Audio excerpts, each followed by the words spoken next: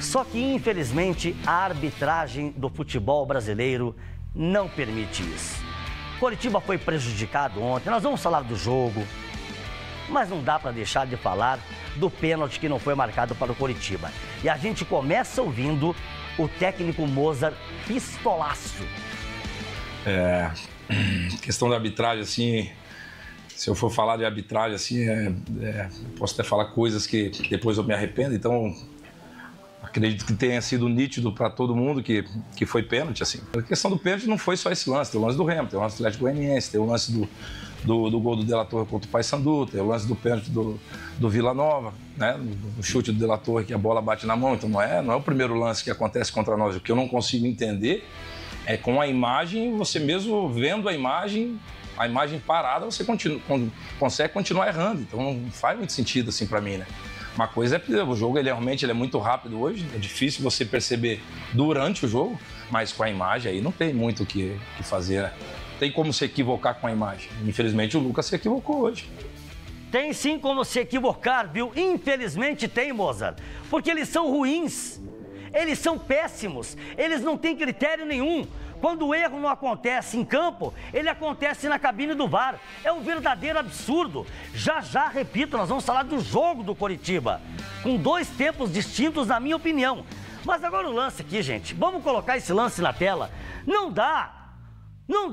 O Gustavo, que operou verdadeiros milagres no primeiro tempo, ele erra o tempo de bola, ele erra a bola, ao contrário do que o árbitro afirma. O áudio já está disponível, inclusive, né? Ao contrário do que ele afirma para os integrantes da cabine do VAR, o Gustavo não toca na bola, ele erra. Ele sai mal do gol, ele erra e acerta o antebraço na testa do Jaci, fez um talho na testa do Jaci. Isso é pênalti, não existe muito pênalti ou menos pênalti. Existe pênalti.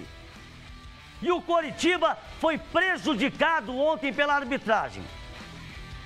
Poderia ter vencido, não fossem as grandes defesas do Gustavo no primeiro tempo, bola na trave, falta de pontaria dos seus atacantes que simplesmente não existem. E eu estou falando isso aqui desde o início da temporada, agora não dá, né? Pelo menos um pontinho o Coritiba poderia ter conquistado. Claro, ninguém aqui sabe se o pênalti seria convertido, tá? Mas nós estamos trabalhando com um pênalti que não foi marcado. Um verdadeiro absurdo. Um verdadeiro absurdo. E essa semana eu quero trazer aqui o nosso querido Valdir de Córdova Bicudo, autoridade em arbitragem, para que ele comente não só esse lance. Eu não quero que ele comente só o lance, eu quero que ele comente também a resenha entre o árbitro e o pessoal da cabine do VAR. Impressionante o que o árbitro afirma ter visto. Só ele viu. Mas, tá bom. E ouvir o técnico Mozart falando sobre o jogo. É uma derrota difícil de digerir, assim, principalmente pelo primeiro tempo que nós fizemos, né? Criamos algumas situações bem importantes, assim. Bola na trave, defesa importante do goleiro, um volume ofensivo bom, assim. Mas eu fico incomodado pelas chances que nós criamos e infelizmente não vencemos, assim. Não era nem para empatar, era um jogo para ganhar, pelo fato de nós termos finalizado 20 vezes, 6 chances de gol, e aí, eu saio incomodado por esse motivo, assim. Que era um jogo importante para nós, óbvio que não decide nada, porém é um jogo importante. E nós criamos inúmeras chances para poder vencer. Concedemos pouquíssimo, assim, né? E aí, de uma jogada individual, que nós nos equivocamos também, acabamos sofrendo um gol, né? E aí, tem que correr atrás do resultado.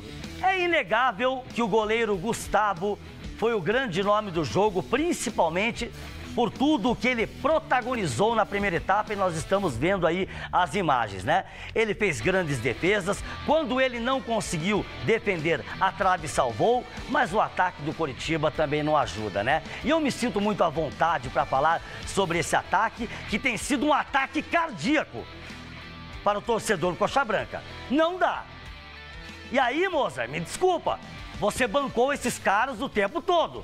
Você está bancando esses atacantes desde o início do ano, principalmente Coutinho e De La Torre.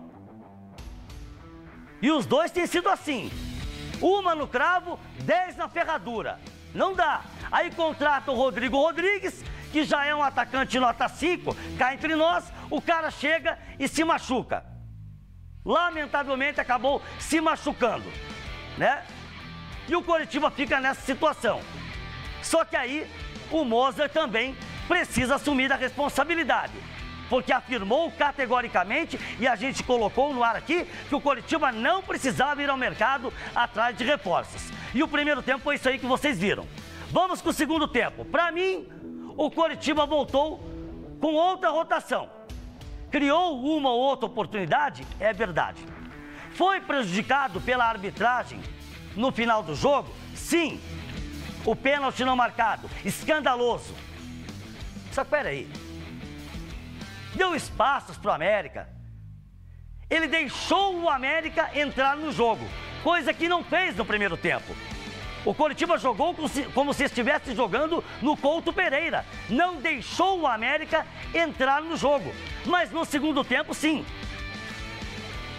Aí muita gente vai dizer, ah, mas o Miguelito que estava no banco entrou e mudou a história do jogo, né? O Alberto Valentim foi inteligente. Beleza, Miguelito entrou bem, incomodou a defesa do Coritiba, mas o Coritiba também baixou a rotação.